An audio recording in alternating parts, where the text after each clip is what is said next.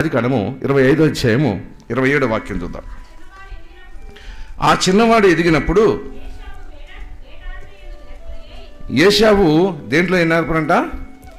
వేటాడే యందు నేర్పరి అయి అరణ్యవాసిగా. ఇక్కడ పెద్దోడు ఎంతసేపటికి ఏముంది, దేని మీద ఉంది ఆశ? వేటాడు ఎందుకు చేస్తారు? వేటకి వెళ్తాం. వేటకెళ్ళి వేట ఏం చేస్తాం? వేటాడినవి ఏం చేస్తాం మనం? పడేస్తామా? వండుకొని తింటాం. అంటే ఈ ఏశావు గారి యొక్క దృష్టి ఎంతసేపుడికి ఎక్కడుంది? ఇప్పుడు చదవమ్మది.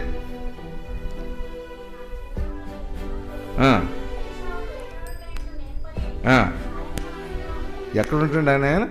ఇంటి వాసిగా లేడు. ఏ వాసిగా ఉన్నాడు? అరణ్యవాసిగానే ఉన్నాడు. ఎందుకంటే కొట్టుకోవడమును, చంపుకోవడమును, వండుకోవడమును, తినడమును అరణ్యమే. అరణ్యవాసే, మాంసం. ఎంతసేపుడు కూడా అరణ్యవాసిగానే ఉన్నాడు. ఆ తర్వాత ఆ అరణ్యవాసిగానే ఉన్నటువంటి వాడిగా, ఎక్కువ వేటాడే మాంసం తినేటువంటి వాడిగా ఉన్నాడు. యాకోబు గారు చూడండి. యాకోబు ఎటువంటి వాడంట? సాధువై గుడారంలో నివసిస్తుండెను. ఇద్దరిలో ఒకడేమో ఎక్కడ?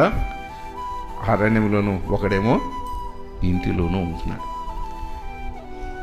ఈ అరణ్యములో ఉండి వేటాడే తీసుకొచ్చే మాంసాన్ని తిని ఇస్సాకు గారి ప్రేమ ఎవరి వైపు వెళ్ళింది? ఏశావు వైపు వెళ్ళిపోయింది. నాకు పెద్దోడు బాగా మాంసాన్ని తీసుకొస్తున్నాడు, తింటున్నాడు, వాడు తెచ్చే మాంసాన్ని తింటున్నాడు కదా అని చెప్పి పెద్దోడి మీద మనసు వెళ్ళిపోయింది. ఇంట్లో ఉండి అమ్మకి అడప అది ఆ పని ఈ పని చేస్తున్నాడు కనుక ఆమె ప్రేమ ఎవరి వైపు వెళ్ళింది? యాకోబు వైపు వెళ్ళిపోయింది. చూడండి.